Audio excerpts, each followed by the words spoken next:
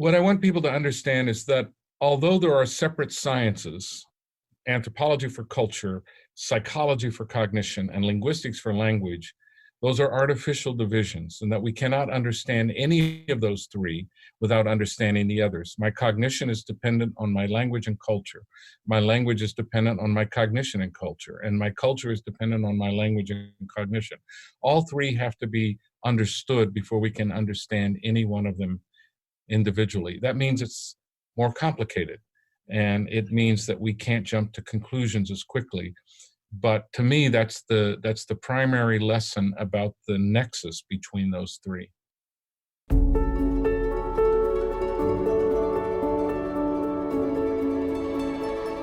Welcome to The Story of Language, an original podcast series about language, linguistics, cognition, and culture. My name is Christian Saunders, and I am an English teacher.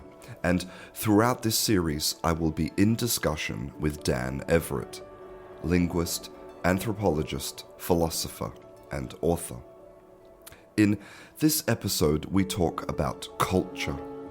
We discuss exactly what it is, how it exists on a macro and micro level, and how it affects our language and our cognition, and without it, we would die. If you would like to contact us, you can find us on Twitter at Story of Language, or you can send us an email at storyoflanguage@gmail.com. This is episode 3 of The Story of Language.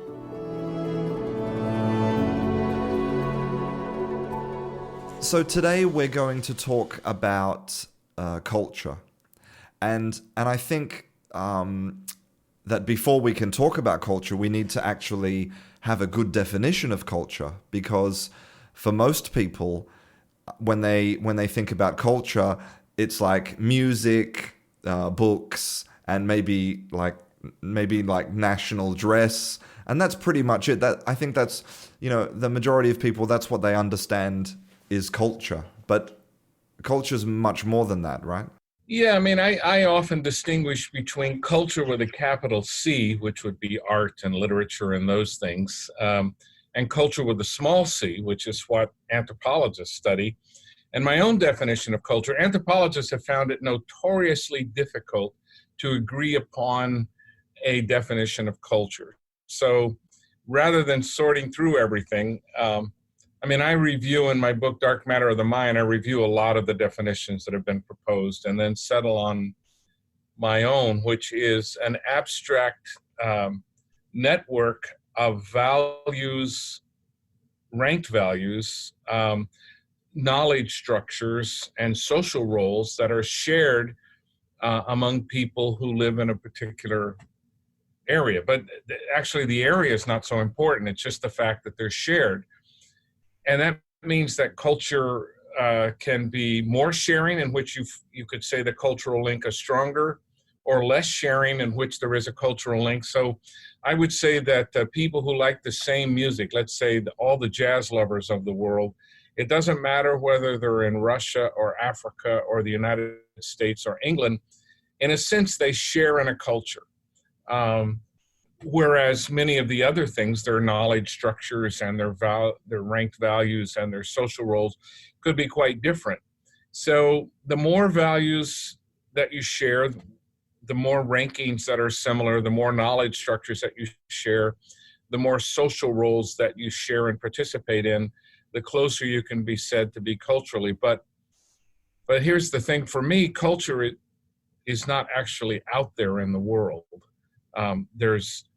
We can see its products, but there is nothing really called culture. What there is an individual's knowledge structures, an individual's value structures and hierarchy, and an individual's social roles that they participate in.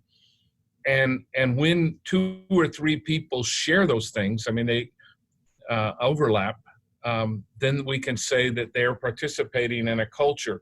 But the culture is an abstraction across the individual's brains. It's interesting that you would say that culture doesn't manifest itself physically, because again, I'm sure that for most people, if they go to Italy and they see an opera, or they see the Italian food, and to them they are kind of visual manifestations of culture.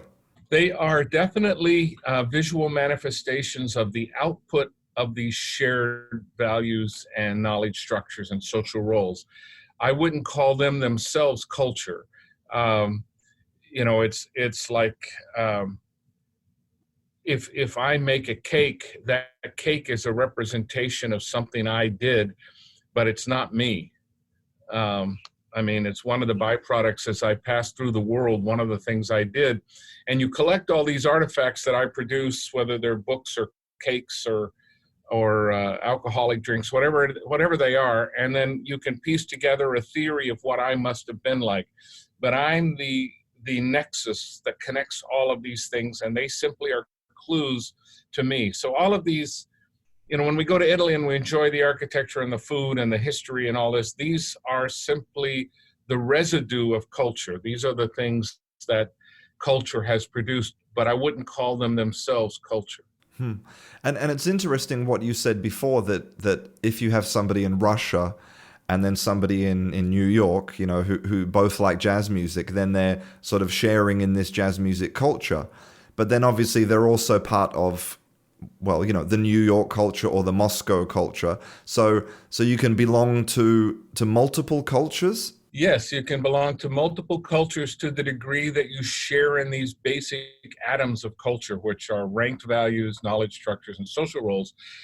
So I don't think that culture is a purely local thing, although it's clear that the people that we grow up with are going to be the people that we tend to share most with. So that is the more obvious manifestation of culture between us. I started thinking about this idea of culture many years ago, watching interviews on British TV when I was living in England, that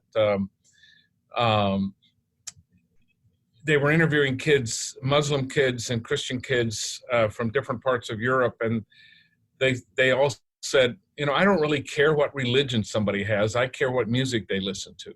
If somebody listens to a certain kind of music, then I relate to them. Then they're part of my culture. And I thought, there's a sense in which that's correct. Whatever is most important to us, religion is one thing, music is another thing. So we might share the taste in music, but differ in our taste in religion. In that sense, we're not the same culture. We talk about American culture, for example, or Australian culture, but those are big abstractions because, the values and knowledge structures and social roles of New York are not those of Alabama. There is some overlap, but and what I would say, where people get the idea of American culture, is that Americans very often will overlap in these things, their beliefs and knowledge structures and values, more than they will with, say, New York and Nigeria. But there still can be overlap in these other ways. So all these, just like language, there's no such thing as the English language. There are many dialects and ultimately just idiolects of English. And so if you look at an idiolect, the way somebody speaks, well, you talk like who you talk with. So the more I talk to somebody, the more we will talk alike. And so you could call that our dialect. And then eventually that expands out to a language. But it's an abstraction. It's the way that individuals talk and how they overlap. Yeah, that's a big problem actually in the English language teaching industry, is that students only think that there's two types of English, which is British English and American English. And they don't even kind of realize that as you say, within America or within England, you can have enormous differences in language. Yeah, just tremendous variations from state to state, from county to county. Indian English, is a dialect of English, just as valid as American English or British English. Some of the pronunciations that we find in some dialects in America are older than the pronunciations that are found in many dialects of England. They each have their own history, but they're abstractions. And the same thing applies to culture. Culture is also an abstraction. Okay. So I'd like to start talking a little bit about kind of the relationship or the dependency between cognition and culture and language. And I want to start by asking a question. So are there cognitive universals? Like, are there things that we share as humans? Well, it depends on how broad your notion of cognition is. Adolf Bastian, who was one of the founders of ethnography, who lived in Berlin in the 19th century, was the first one to come up with the idea, or at least stated in this way, the psychic unity of man. And he wanted to argue that all people have similar ideas. They have the same myths. They have the same very similar ways of dealing with the world. And so he believed that we share cognitive universals that are really content of universals. So he influenced many people. Franz Boas was his assistant at the Museum of Ethnography in Berlin before Franz Boas moved to the US. Joseph Campbell, the great personality in pushing the idea that there's a universal myth that everybody shares.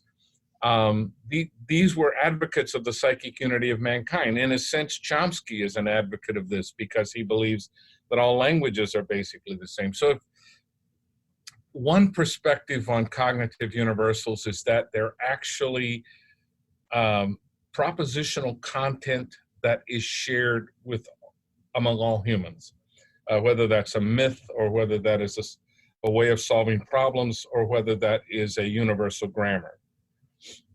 Another perspective, which is more closely related to my perspective, is that we have the same bodies. We have to deal with the same problems of clothing and shelter, or at least protection from the elements and food. We have the same emotional centers. The human emotional centers are shared with many other creatures, including reptiles, and they go back millions and millions of years. So we all feel fear, we feel love, we feel we feel certain emotional needs.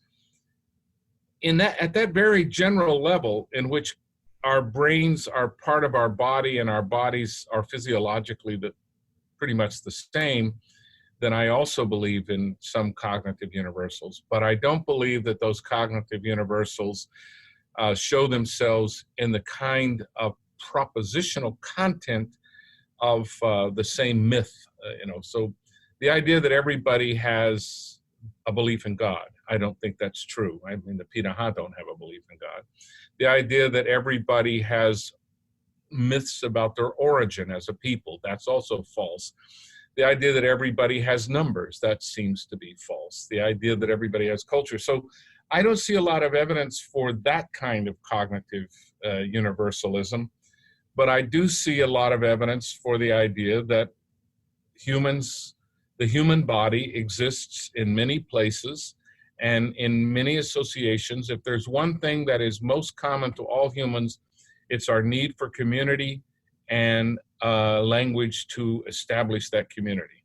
I mean, there has been some work done sort of looking for these cognitive / kind of linguistic universals, like the work of Wijbika and these kind of non-semantic primes.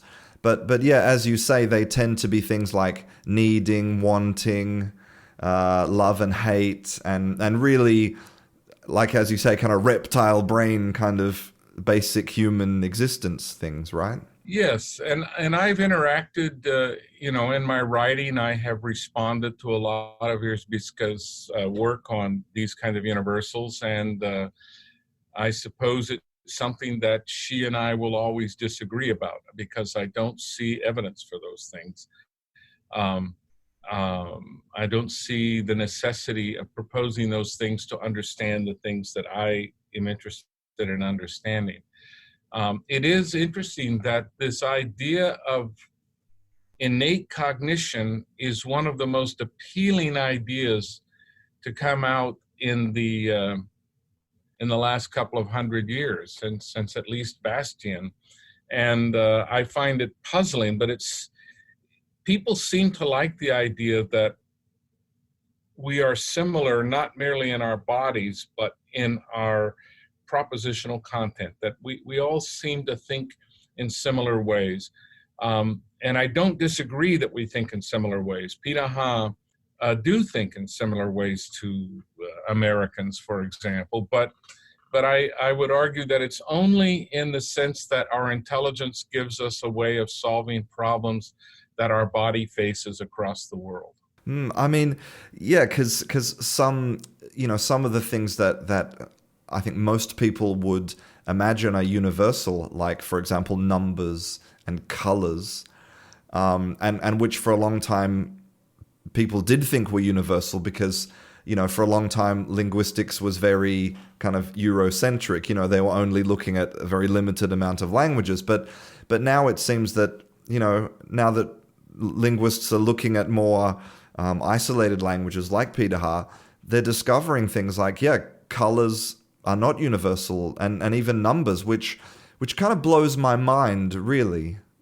Yeah, because we're used to being in a world that has problems that we have posed that can be solved by numbers. But if you don't have any problems needing a numerical solution, because you so design your culture and you live in such an environment that those problems, numerical problems, don't arise, you don't need numbers. And so what is an example of a situation where we use numbers, but they don't? And one of the most common questions I get about the Piraha is, you mean they don't know how many children they have? A Piraha mother doesn't know how many children she has? We find this absurd, but why would you need to know how many children you have? You know their names, you know what they look like. If you think of the movie Home Alone, they left Macaulay Culkin because they didn't look in their children's faces. They counted them and mistakenly got a neighbor's child in there. If they had been Piraha, they would have never left him because they wouldn't have counted. They would have looked in their faces. They would have left without him. So sometimes numbers are a bad solution. Wow, that is a fantastic example. I mean, but they're the kind of things that I think it's impossible, when you're so encultured, it's impossible to imagine other ways of thinking, like that, for example. Yeah, I mean, we think about what's natural for us, and then we assume that's natural for other people. But there are at least 7,000 different cultures and languages in the world. And we have probably gotten partial data on maybe half those, to be wildly optimistic, maybe 4,000 out of 7,000. So we're not much above half, if we're even there, in collecting data. So we haven't even done the job of describing all these cultures. You can't propose universals if you're lacking descriptions of half the cultures in the world. It's true. But I mean, like numbers, for example, whenever you see scientists debating about how we would communicate with aliens, they always say, well, mathematics is the kind of the universal language of the universe because everybody knows mathematics. I suppose that may be true of space travelers. So somebody coming here from another planet, it's likely that they use mathematics to get here. But if we were arriving at another planet that was largely jungle and populated by hunter-gatherers, it's a questionable assumption that they have mathematics. So it really depends on what kind of people we're expecting to meet. We often expect to find people who are as technologically advanced or more so than we are, but it's also possible that we would encounter people who are quite happy hunter-gatherers. I mean, hunter-gathering is the natural response to a plentiful environment that changes very little. You just walk out there and get some food, come back and talk to your friends and eat it.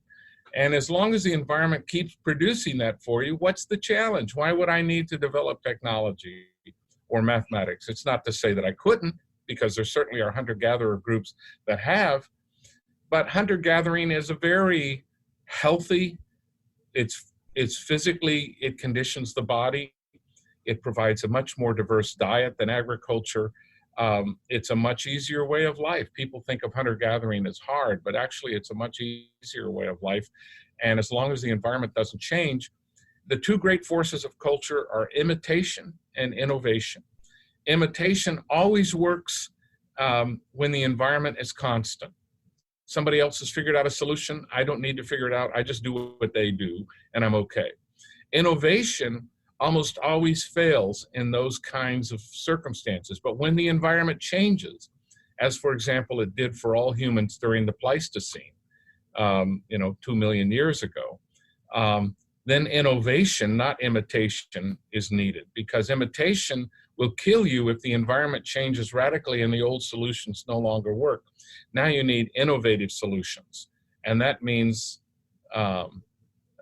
cultural change.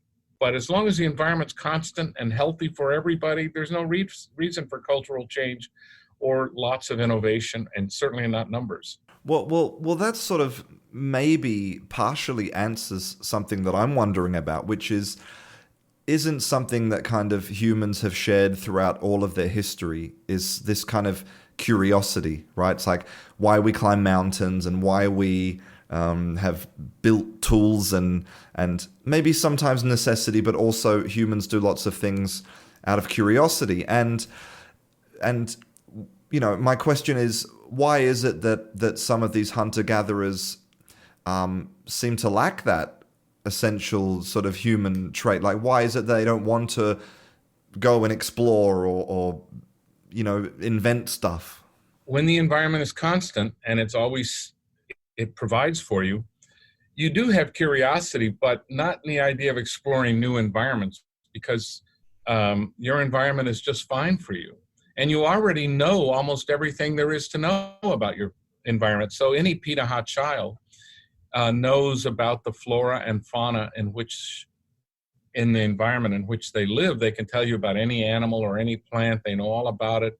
They know how to get their food. They know how to take care of themselves. So the idea of going outside this sort of Eden to find other things it just doesn't make much sense. But if you live in a larger industrial society in which the environment is constantly changing and you're competing with people. So that's another thing about the Pitahan, many hunter-gatherers, they're not competing with each other, they're cooperating with each other. But when we get into large societies where we're competing with each other, innovation is always necessary, and exploration and proving ourselves in some ways.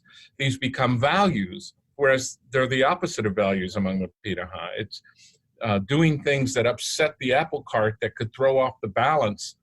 The other thing too is besides the two great forces of imitation and innovation, there are the two fundamentally distinct types of societies: societies of strangers and societies of intimates.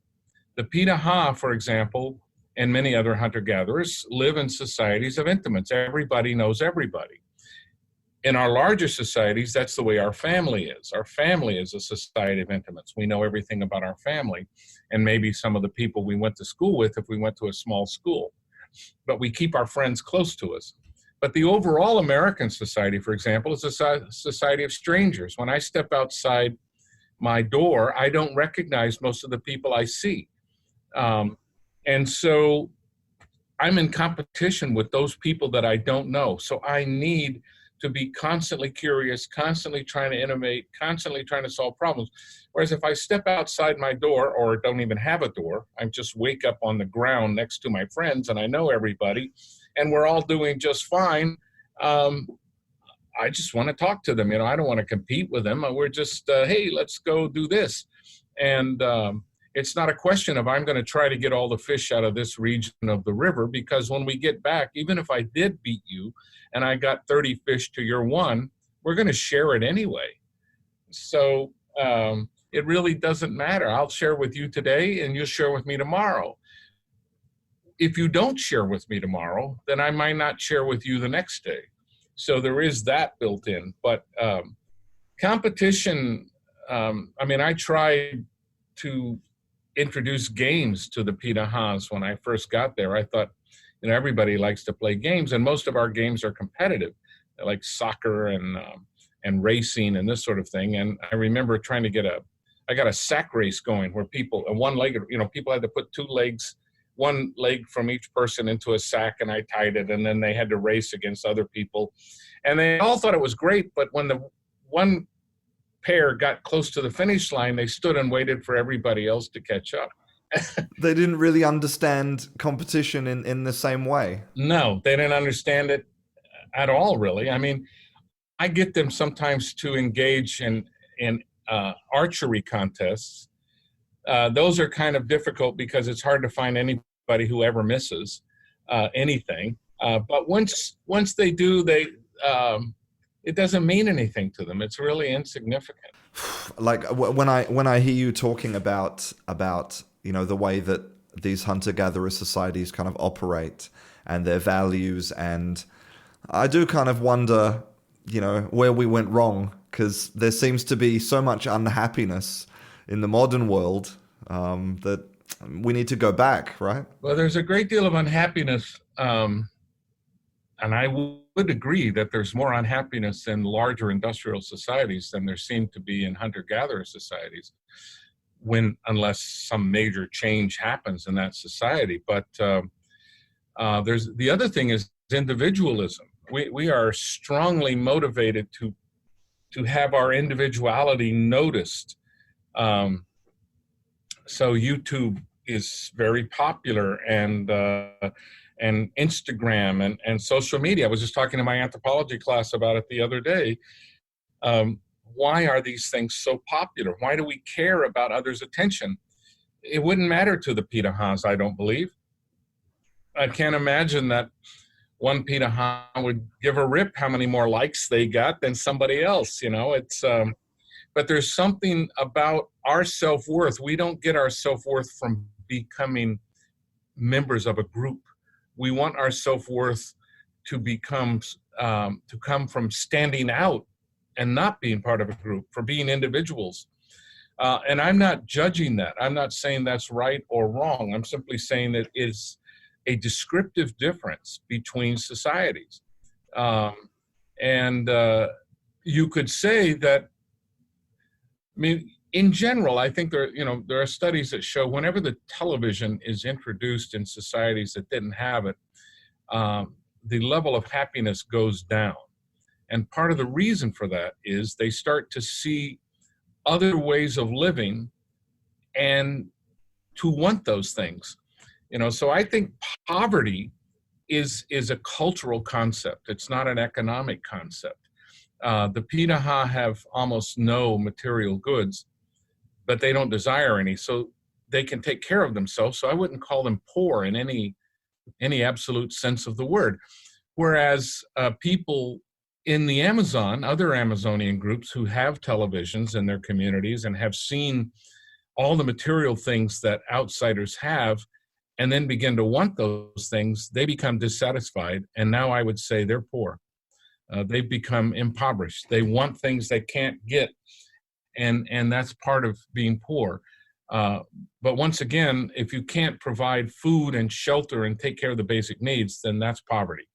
But I'm talking about the Pitaha and other Amazonian groups who can provide the basic needs, but can't provide all the material things that they see other people having. And once you start to become competitive in acquisition, then you become dissatisfied. Yeah, it's I agree 100%. I mean, so many things in life are relative. Like, there are people who will cry when their relatives die. There are people who will cry when their homes are destroyed, by tanks. And there are people who will cry when they can't get the Nike trainers that they want.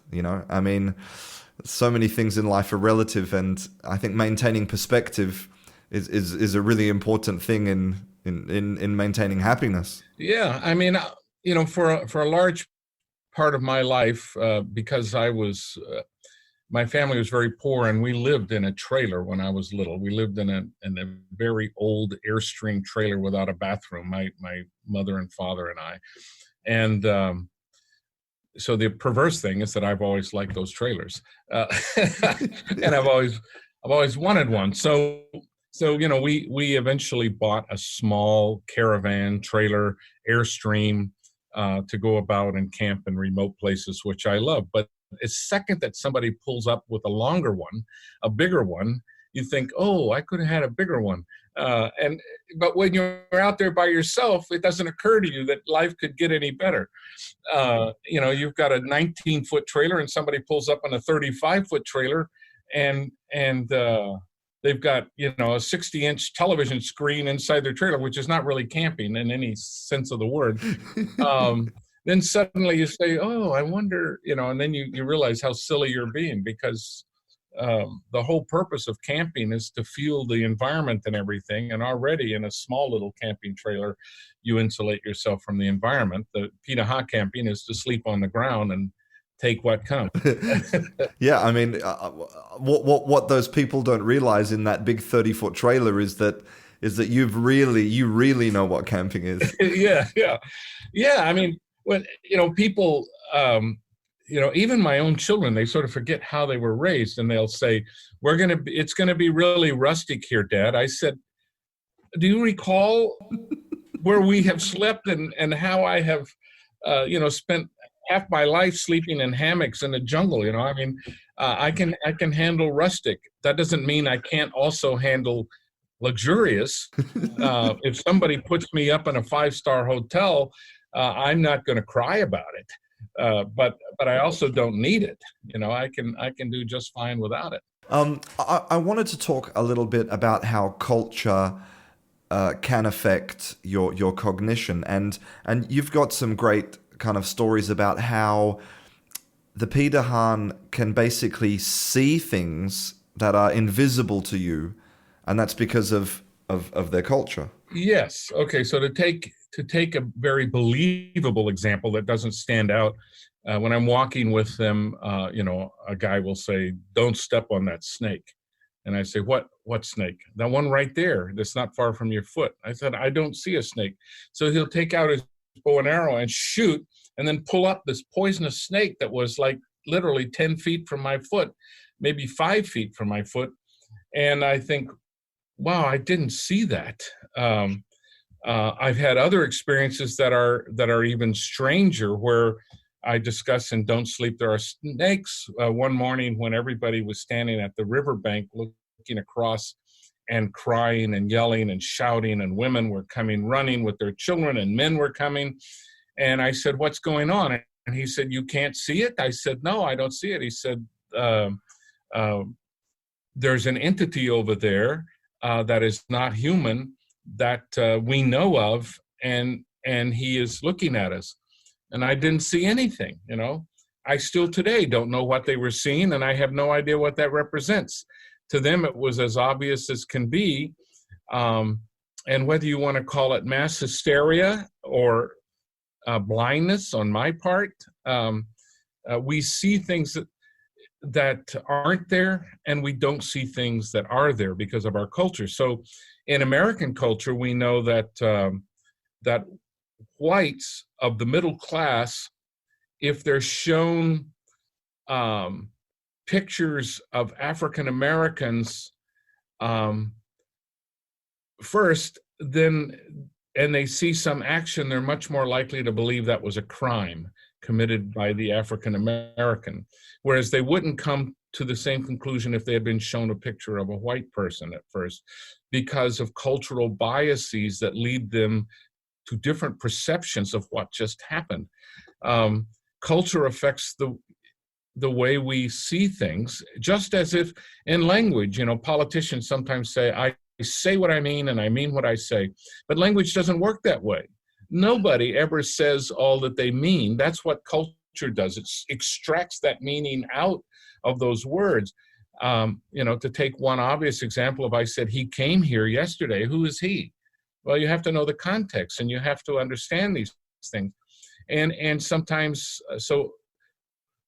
or another example is, someone's two people are going out to a party and one person's already dressed, and they shout to the other person in the other room, "Are you ready yet?"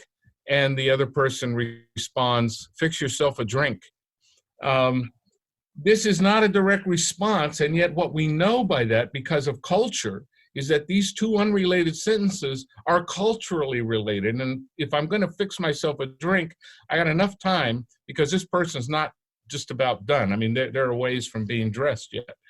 If I were sexist, I would say that it was the wife who said, "Fix yourself a drink," but I'm not sexist, so I won't say that.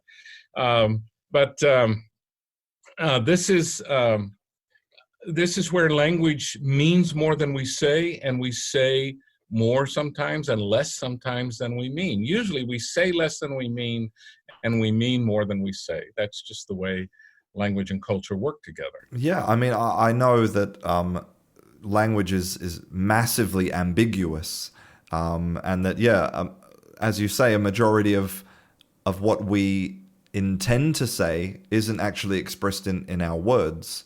And, I've seen examples of teachers, what they do is they ask students to dictate a simple conversation, and then next to the dictation of the actual words, they have to write down what each sentence means. And the two very rarely, align, or we could say that one thing relies very much on, on, as you say, on this cultural knowledge. In court cases and in most legal settings, very often the court will go on only what was said, which is safe, but it's actually inaccurate, because most of the time what we say is simply a cue to get us going. So ambiguity and vagueness are always present in our words, but rarely present in the context. If I say, "I went to the bank," that could be a financial institution. It could be the side of a river. But we only know based on the context. I went to the bank and then threw in my fishing line and caught a fish. Well, that's not a financial institution, probably, unless I'm being metaphorical, which is another way in which culture affects language. Metaphor, simile, ambiguity, vagueness, all of these things have an important function to play in communication. And in that larger communicative context, culture is more important than the actual words. Often language is just one small part of the overall communicative process. I mean, one thing that I want to know about is, how does this cultural knowledge get passed down from kind of one generation to another? Is that how it works? Is it being passed, directly from father to child, and then from the child to their children?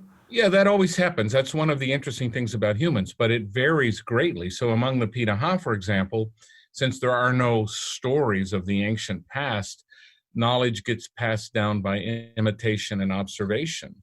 I explain things to you, so you have words explaining how things work, and you see the way that we live, and you're going to live the same way. So that way of life is going to continue into the foreseeable future without any need for books to explain that to you, because you live your life and you observe and you explain things to people. So language plays a role, but it's not a historical role. We're not giving the history of the people, whereas in larger literate industrial societies, language is used to pass down information through television, through books, through old stories that are, family lore, all kinds of ways. But the Piraha pass down their culture. There's all human cultures transmit information from one generation to the next. But they do it in quite different ways, but they also all do it at least in part by language. Yeah, because that's something that I'm conflicted about, because there's been some work by Tomasello, And he sort of showed that that dogs, for example, are able to understand social cues from humans because somehow this information has been passed down through generations of dogs because humans have lived with dogs for so long. And since dogs don't have, well, they can obviously communicate, but they don't have language. Like, I wonder, how is this knowledge passed down? You know, is it's deep in their brains? It's a physiological knowledge. Well, this is the part where most of these metaphors break down, is exactly what does that mean? Does it mean that a dog is born with the concept of human and the concept of fetch? Or does it mean that the dog has been born into an environment that is very ancient, and that they are able to recognize indexes and icons? So all creatures can recognize indexes and icons, and dogs seem to be equipped to recognize a lot of the indexes and icons that humans use. If I start to put on one pair of shoes, the dog will not get excited, my dog. And if I put on another pair of shoes, they'll get really excited because those are the shoes that I wear when I take them for a walk. And so those shoes are an index of walking, of taking a walk outside with the dog. If I get a suitcase and I start to, my biggest dog will sulk because she knows that I'm leaving and I'm not going to be back for a few days, and she doesn't like it. So she will disappear. I won't find her. She won't, be nice to me. She's just sulking in the corner because she knows I'm leaving. Well, these are the ability to read indexes, and also the indexes reflect on the relationship that we have formed. So dogs probably do, because of their evolutionary history, form relationships more easily with people.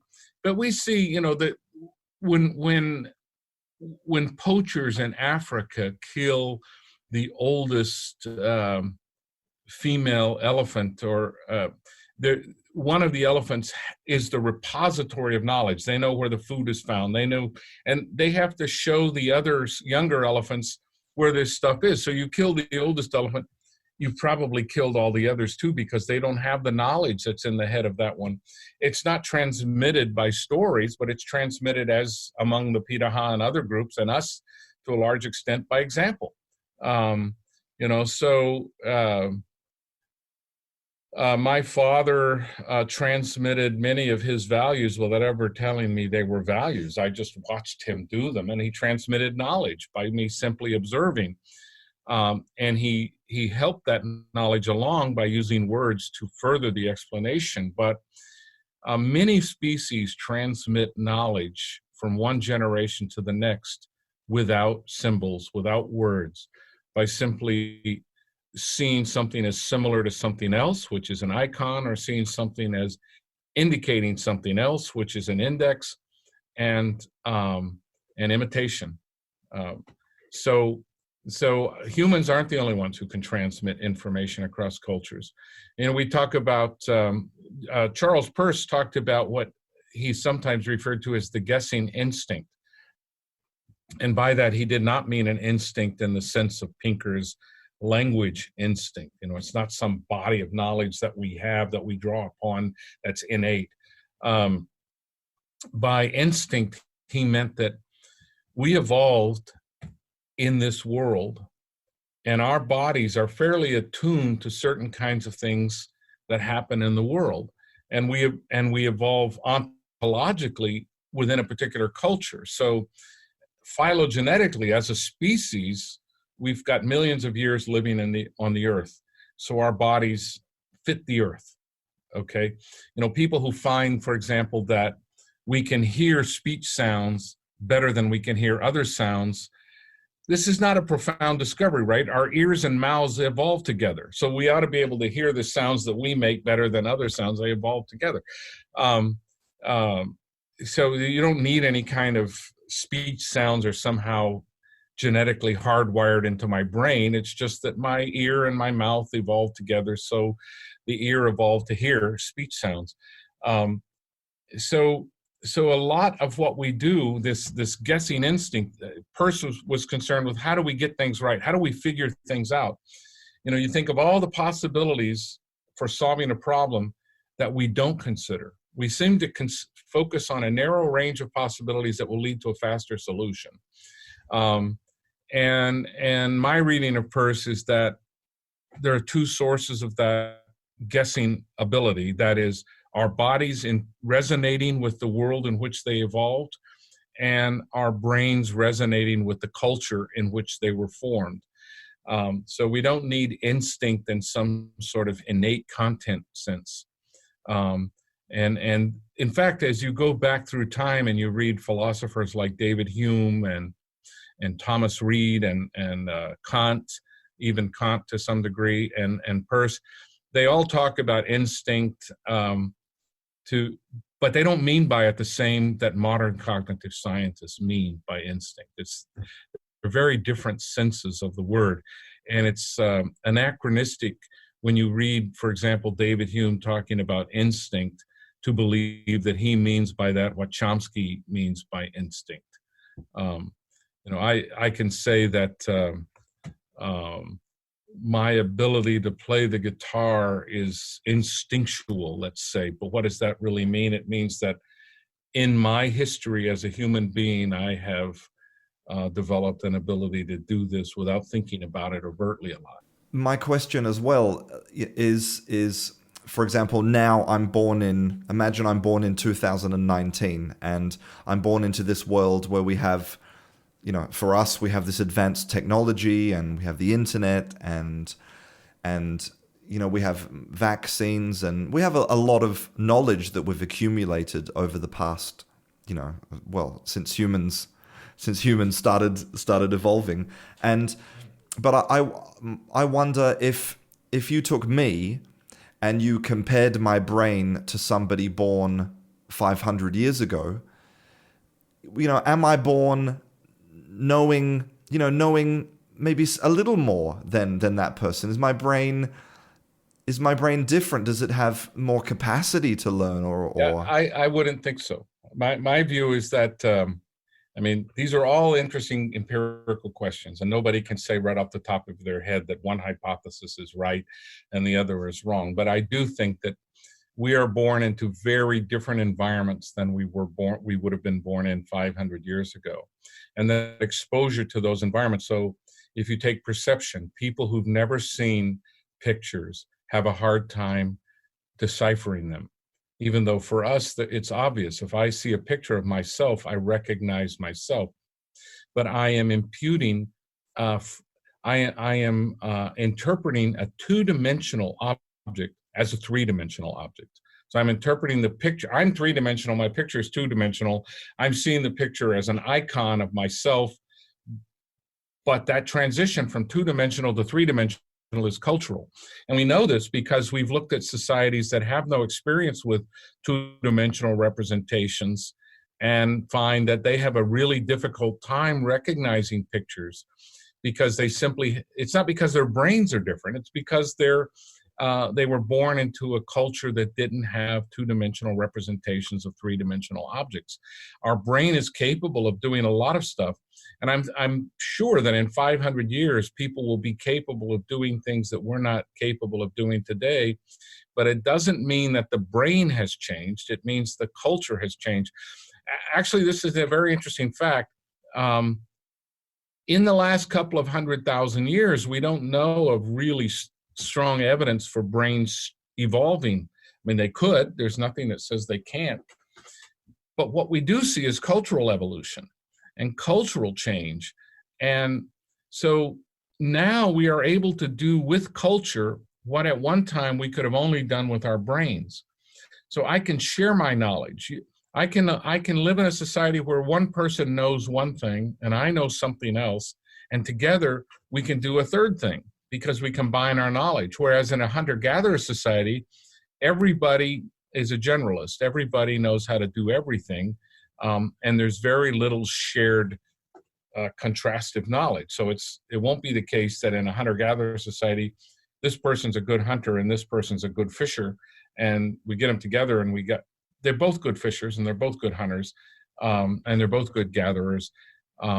Whereas in our societies of strangers that are much more complex, we get a lot more specialties. So our culture adds to our intelligence in the sense of accessible knowledge. I mean, I don't know anything about the archaeological evidence or about the evolutionary evidence, but at what point, at what point is our brain different from, Homo erectus or? Well, we know that when people learn things, their brains change in certain ways. It's not a phylogenetic change. It doesn't, but there are a lot of people starting to think about this. I mean, it used to be thought, Lamarck's view of evolution was that if I was a great weightlifter, say Arnold Schwarzenegger, and I really developed my body, I could pass that along to my children. And then when Darwin came along and we got the theory of genes, we said, oh, what a silly idea, that could never happen.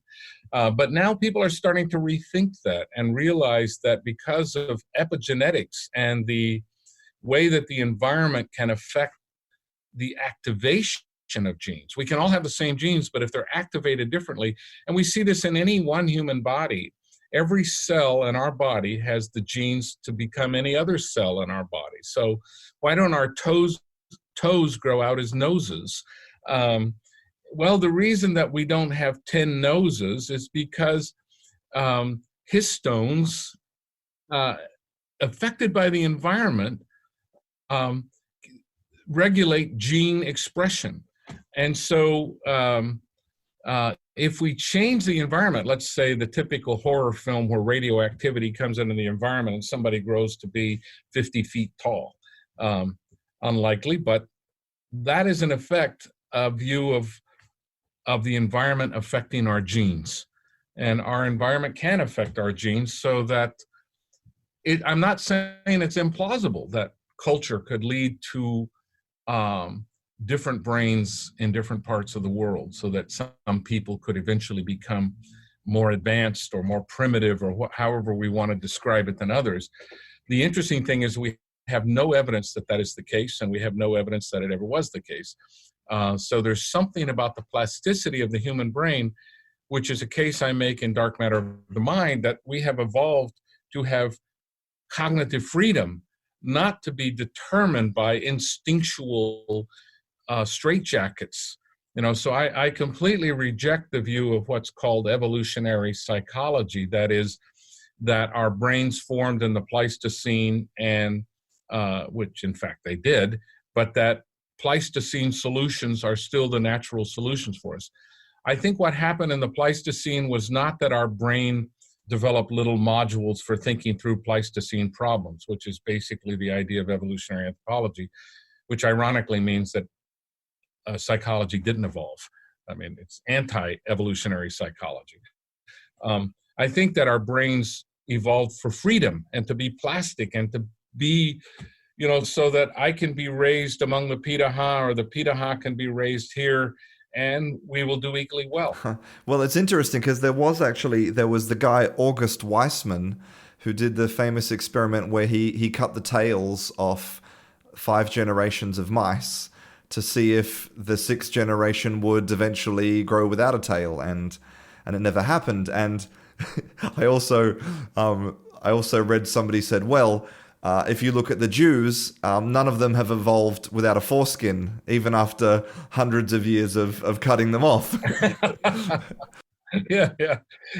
I mean, you think of all the practices that we have had, and all the things that evolution doesn't explain, because you have to take culture into account. Our biology has remained constant as far as we can tell for a couple of 100,000 years. There are obvious exceptions that show that evolution is still possible and does happen. So lactase persistence. Lactase is the enzyme that breaks down the sugar lactose, and for most humans, it shuts off at the end of nursing, at the end of at the end of infancy, so that if you try to give milk to most people after the age of 12, let's say, it's gonna make them sick. They'll get diarrhea and they might throw up.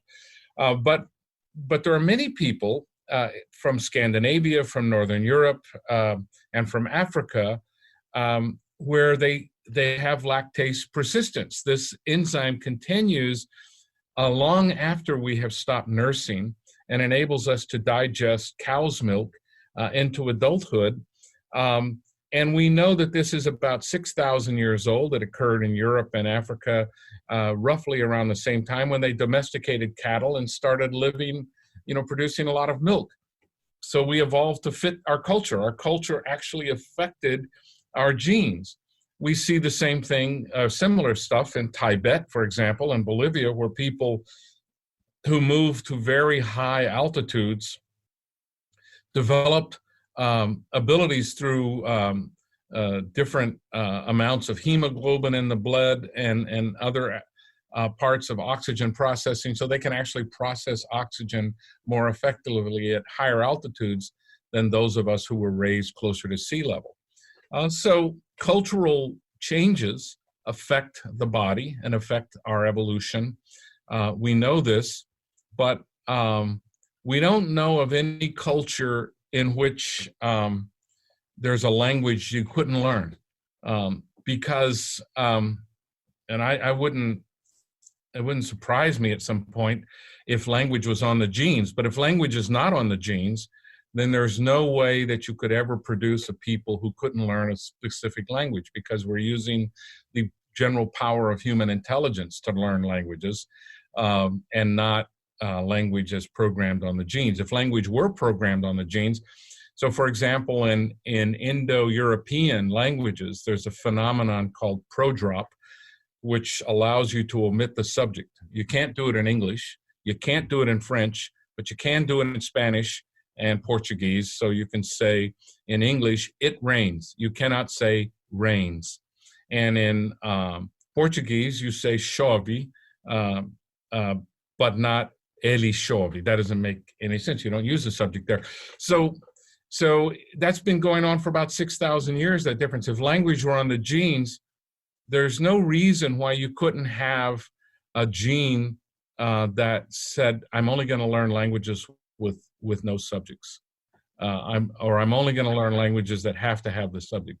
And if that were the case, then it would be impossible for somebody in English who is, born an English speaker to learn Portuguese. But we never see examples like that, and we don't expect to see examples like that.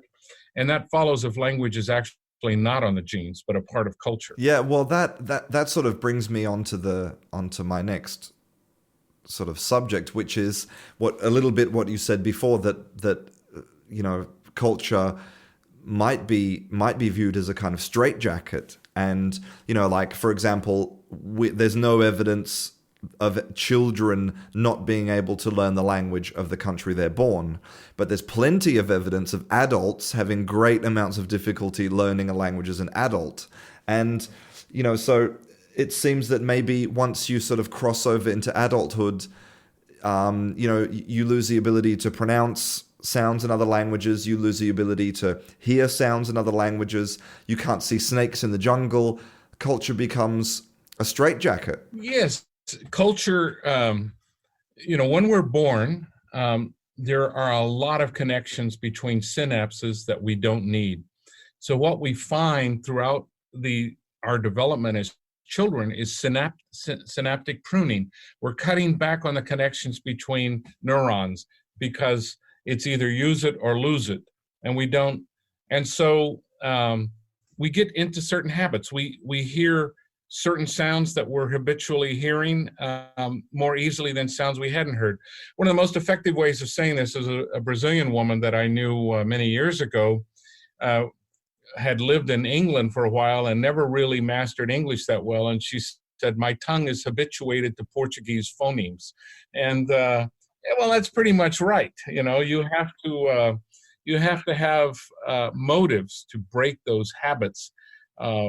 It applies whether it's phonemes or whether it's the food we like to eat. I tell people if you say that you like other cultures and you don't like their food, you're only deceiving yourself.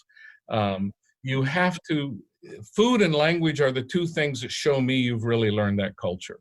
And even if you're fluent in the language, if you don't like their food, well, I don't think you've really learned that culture. You haven't become part of that. You have to like the food and you have to be able to speak the language to prove to me that you really have understood the culture. And even that doesn't prove it. It's just these are the two best forms of evidence that we have. But why is it that some foods are disgusting to us? I mean, that's a whole nother area, is disgust. Why do we get disgusted by some things and not others? And we see it in, for example, sexual behavior. Why was it at one time that homosexuality was considered disgusting, and today it's not, at least by more enlightened people, in particular the younger generations who sort of escaped a lot of the prejudice of their parents and grandparents. Disgust is a function of culture. We're disgusted. I mean, partly it's the body. I mean, the body produces noxious byproducts of eating and drinking, and we tend to have a natural repugnance to those byproducts, although not everybody has the same level of repugnance. So that's all culturally determined. I mean, yeah, like in China, they have that thing called a century egg, which is like an egg that they leave to basically rot, and it's like a delicacy. And I couldn't think of anything more disgusting. Yeah, there's a lot of food like that. I mean, one example that I've given before is that I was in the Pitaha, making myself a sandwich. I had just arrived, and so when I arrive, sometimes I have sandwich and salad stuff that lasts for a couple of days, and then I'm off that. But I had this sandwich, and I was squirting some mustard out of a plastic bottle onto it. And when you squirt it out and the bottle's almost empty, it makes an unusual sound. And so this woman came up behind me and she said, "Look, Dan's eating bird shit." And because the mustard looked just like bird poop and it sounded like it. And I turned around to say that I wasn't, but she was sucking the brains out of a rat. So she had a rat head in her hand and she was sucking the brains out. And this is a great example of what's disgusting is cultural. Oh, that's fantastic. Yeah, I like mustard. I've never eaten rat brains. I don't. Yeah, like you say, it's what you're used to. I mean, but should adults kind of feel dismayed that they no longer have this elastic ability that we had as children? Is there any way that we can learn about new cultures and adapt to them? This is why diversity is so important in every part of our lives, to be surrounded by people who don't look like us, who don't talk like us, who don't necessarily think like us. This expands us. We are enriched through diversity. I wrote an article a couple of years ago called "Seek Out Strangers," and if we don't know people who don't look like us and who don't think like us, just as language is you talk like who you talk with, thinking is you think like who you think with, and you tend to hang with who you look like. I mean, that's a slightly different thing, but we tend to feel more comfortable in non-diverse environments. We like our environment to be homogeneous, but actually that's not healthy for us. The best environment is the diverse environment. So I tell business people, I said, if you're sitting at a conference table and everyone sitting around the table looks like you, that's the wrong place. You've got the wrong composition to your group. There have to be people who don't look like you. And some people say, well, what difference does it make how they look? It's how they think. But the fact is, if they look like you, they're not going to think that much differently than you because they've experienced the same kinds of things as they grew up. White males of my age who grew up in this country simply don't think about the world in the same way as white females my age. And they certainly don't think about the world as African American teenagers think about the world. So if I want to solve problems and I want the greatest number of solutions, distinct solutions, then I'm going to want to be with people who aren't like me, because that's how we solve problems. Diversity is crucial for the survival of our species. And I think that's why we have my own personal theory of why we don't have two sexes, why we have male, we have female, we have intergender, we have trans, and then we have different people who are born with ambiguous genitals, and then we have gender, which is a cultural matter. So we have, why is it that why do people get attracted to people of the same sex? Because biology loves to produce diversity. These can all be good for us. So the more diverse perspectives we find on sex and on food and on professions and on what's pretty and what's ugly, the more we learn, and the greater our environment is for us.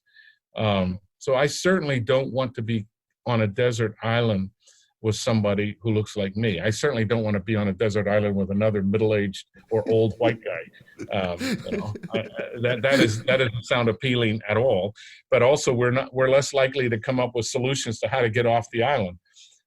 We'll both probably sit there and wonder why nobody's coming for us. I actually wanted to talk about the opposite of that. If so much of being human is your culture and who you interact with and the language you speak and everything, what are humans if you take away culture? What is the blank slate like? What's left of us when there's no culture? There's a very needy body left behind. Roughly, if you take away culture, we die. We can't survive without it. We certainly can't develop any kind of interesting life without culture. What makes us different from all other creatures is our ability and our need for culture and the need for each other. There is no species in the world that needs each other more than we do. We are so needy. We have to have other human beings to live, no matter how independent you think you are. The ironic thing is about all the individualism on YouTube and Instagram is saying, please recognize me. We're appealing to a group. Instagram obviously would have no appeal if nobody else could see it. I'm not going to be posting pictures of myself for myself to see. I'm posting pictures of myself for other people to see, because that is an expression of how desperately I need other people. So even individuality is an advertisement for sociality. You need to have others for the individual to make any sense. And so with culture, we are who we are. And without culture, basically we would be a functionless, dysfunctional creature that is not likely to survive very long. Fascinating. So just before we go, what is it that you want people to really understand about the kind of the connections between culture and cognition and language? What I want people to understand is that although there are separate sciences, anthropology for culture, psychology for cognition, and linguistics for language, those are artificial divisions, and that we cannot understand any of those three without understanding the others. My cognition is dependent on my language and culture. My language is dependent on my cognition and culture, and my culture is dependent on my language and cognition. All three have to be understood before we can understand any one of them individually. That means it's more complicated, and it means that we can't jump to conclusions as quickly.